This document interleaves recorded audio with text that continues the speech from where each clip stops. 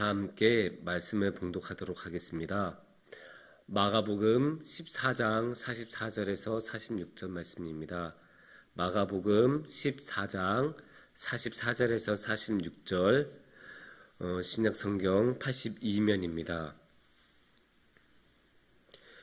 다 함께 말씀을 봉독하시도록 하겠습니다. 예수께서 말씀하실 때 곧 12 중에 하나인 유다가 왔는데 대제사장들과 서기관들과 장로들에게 파송된 무리가 검과 몽치를 가지고 그와 함께하였더라.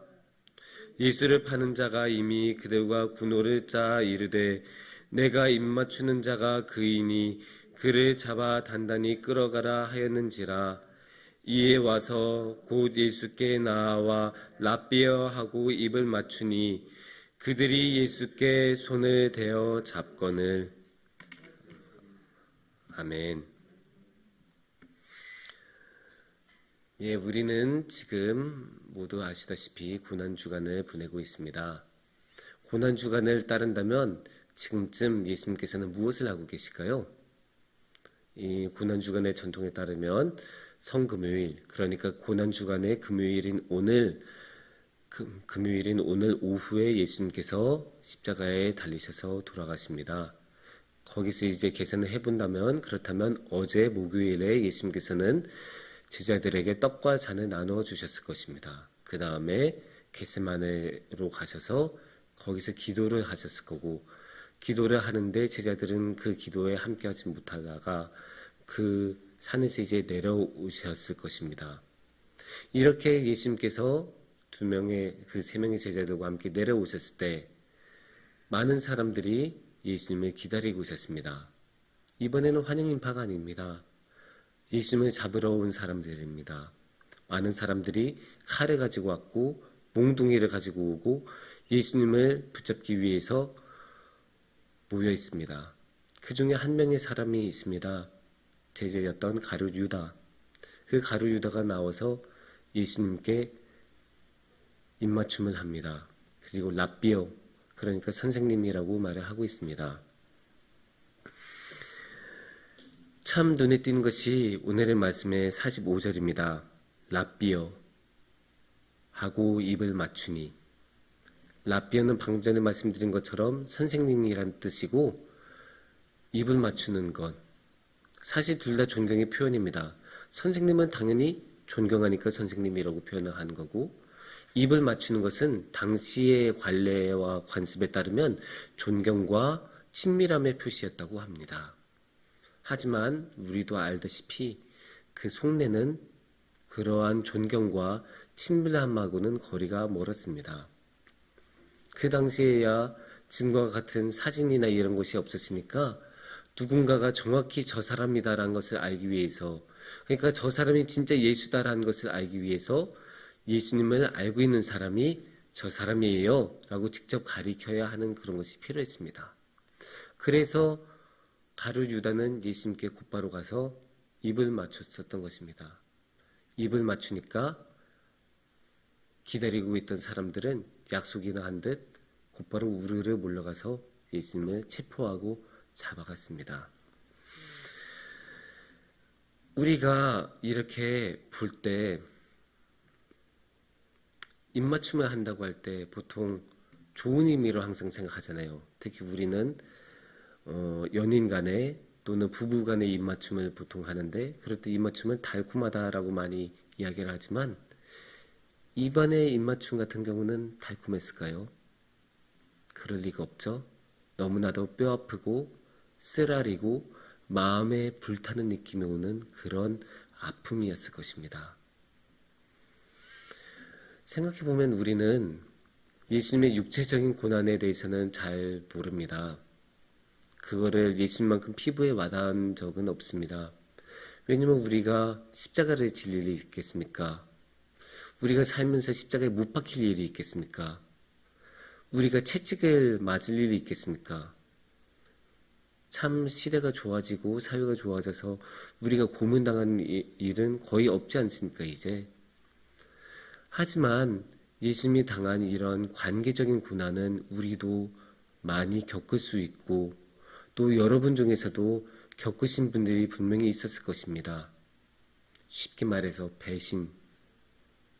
가장 믿었던 사람, 가장 사랑하던 사람이 어느 날 나에게 적으로 나타났을 때, 나를 해하려고 명백한 악한 의도를 가지고 나의 가장 사랑하던 사람이 나에게 접근했을 때, 그때의 충격은 이루 말할 수가 없습니다. 그때의 마음에 불타는 느낌은 정말 가슴 깊은 곳까지 상처를 입힙니다. 우리가 아무리 시대가 불륜이나 외도에 대해서 관대해졌다고 해서 드라마에서는 심지어 사랑한 게 죄는 아니잖아 같은 그런 대사까지 나온다고 하더라도 배신은 여전히 우리의 마음을 너무나 아프게 하고 힘들게 합니다. 일단은 함께 쌓아왔던 모든 것이 무가치하게 변합니다. 같이 봤던 영화, 함께 갔던 여행, 항상 즐겨갔던 식당, 이런 모든 것이 갈 때마다 나를 배신했던 사람이 다시 떠오르기 때문에 너무나 마음이 아프고 심란해집니다. 거기에 함께 쌓아왔던 그 오랜 시간이 모두 무가치하게 여겨집니다. 함께 쌓아왔던 시간이 길수록, 그 함께 했던 추억이 많을수록 그 모든 시간이 결실을 맺기는커녕 그 모든 시간이 다 헛되게 쓴 것 같은, 내가 몇 년에 너와 함께 했는데, 내가 몇 년 동안이나 너하고 같이 일을 했는데, 내가 몇 년 동안이나 너와 함께 살았는데 나한테 이럴 수 있어? 이런 말이 나올 수밖에 없는 게 배신입니다. 예수님도 그러지 않으셨을까요? 예수님께서도 최소한 3년은 제자들하고 함께 하셨는데, 함께 다니고 강과 산을 넘고 야산에서 같이 잠을 자고 배고파도 그 굶주림을 참으면서 지내고 함께 놀라운 일들을 해내면서 귀신을 쫓아내고 병들을 고쳐내면서 함께 하나님의 놀라운 말씀을 전했으면서 이 순간 갑자기 배신자로, 그 아픈 입맞춤을 주는 자로 나타납니다. 하지만 여기서 우리가 생각할 것이 한 가지 있습니다. 우리라고 달랐을까요? 우리라고 가룟유다와 달랐을까요? 마지막 성찬을 나눌 때, 최후의 만찬을 함께 나눌 때 예수님께서는 말하지 않습니까? 이 중에 한 명이 나를 배신할 것이다. 그때 제자들의 반응은 어땠습니까? 나는 아니지요. 하지만 그때 나는 아니지요라고 말했던 그 제자들 다 어떻게 됐습니까? 예수님께서 잡히시자 다 도망가지 않았습니까? 모든 사람이 버릴지라도 나만큼은 버리지 않을 것입니다. 그렇게 말한 베드로 어떻게 됐습니까? 그 베드로는 3번이나 예수님을 모른다고 부정하면서 도망갔던 사람 아닙니까? 그런데 여기서 참 특이한 것이 있습니다. 예수님께서는 이 모든 것을 알고 계셨습니다. 예수님께서는 이렇게 될 것을 알고 계셨습니다.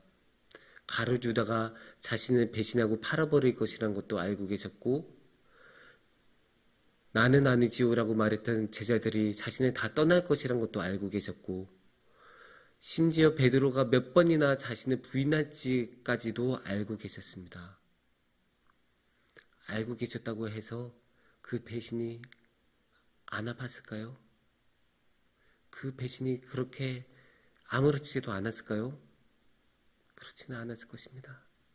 그 배신은 그럼에도 불구하고 여전히 아팠을 것이고 너무나 쓰라렸을 것이고, 저 앞에서 자신을 향해 입맞춤을 하러 오는 가룟유다를 볼 때 그 마음이 뒤틀리는 마음은 어떻게 참을 수가 없었을 것입니다. 하지만 그럼에도 불구하고 예수님께서는 그 힘든 길, 그 마음이 타들어가는 길을 그래도 걸어가십니다. 왜냐? 우리를 너무나 사랑하셨기 때문입니다. 아무리 우리가 예수님을 그렇게 떠나고 아무리 우리가 예수님을 부인하고 아무리 우리가 예수님에게 배신을 안겨드려서 그 뼈아픈 그 가슴 아픈 입맞춤을 준다고 하더라도 예수님께서는 여전히 우리를 사랑하시기 때문에 그 골고다 언덕에서 피를 흘리시면서 한 걸음 한 걸음 십자가를 지시고 끝까지 그 십자가를 감내하시면서 그 배신을 받아들이시면서 올라가셨던 것입니다. 그래도 예수님께서는 끝까지 가십니다. 그게 예수님의 사랑이시고 그렇게 예수님은 우리를 인도하고 계십니다. 모든 사람들에게 벌어질 줄 알면서도 그게 가야 하는 길이었으니까요. 그만큼 우리를 사랑하셨기 때문에 예수님에게는 그 십자가를 지시는 것 외에는 다른 선택을 예수님은 하시고 싶으시지 않으셨습니다. 예수님은 분명히 하고 싶으셨으면 하실 수 있었을 텐데 그래도 예수님께서는 십자가를 선택을 하시고 끝까지 십자가에 매달리시는 길을 끝까지 걸어가셨습니다. 이렇게 주님이 십자가를 들고 오시는 모습에서 우리는 주님의 진심을 볼 수 있고 아무리 주님을 배신하고 주님을 떠나도 다시 우리 곁에 오시고 십자가에서 우리를 기다리시는 예수님을 우리는 바라볼 수 있습니다.